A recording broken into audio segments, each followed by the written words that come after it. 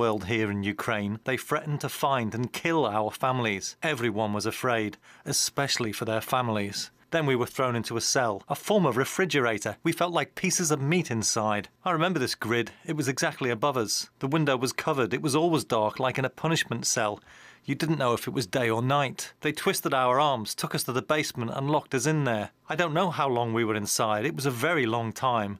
It was very cold downstairs. We sat without food and water, with wind freezing us to the bone. It's so cold now here.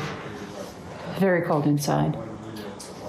We were kept here in these long, narrow cellars. There were grids here. We could hear some screams. I can't say how many people were held here. Nikolai is perhaps one of many. Aydar's possible involvement in illegal arrests, abduction and even murder was mentioned in reports by the UN, Amnesty International, the OSCE. It was also documented by Kiev that sent them here to rule.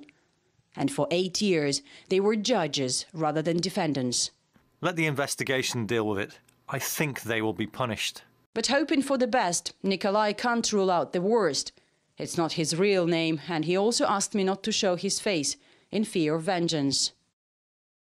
Vladimir does not hide his identity. He escaped abroad a long time ago and feels safe now.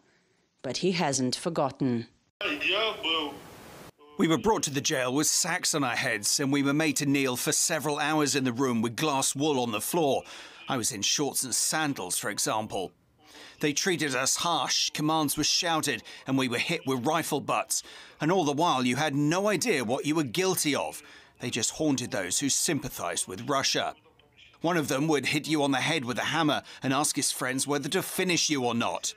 On the last day, I was beaten with a bar, and then they joked that they would line us up and cut our heads off. When I went to the police the next day, they highly recommended that I leave town, which I did. Do I want to punish them?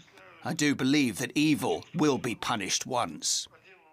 The new local authorities promise justice will be restored as soon as the war here is over. Marie Finoshna, RT from the Lugansk Republic.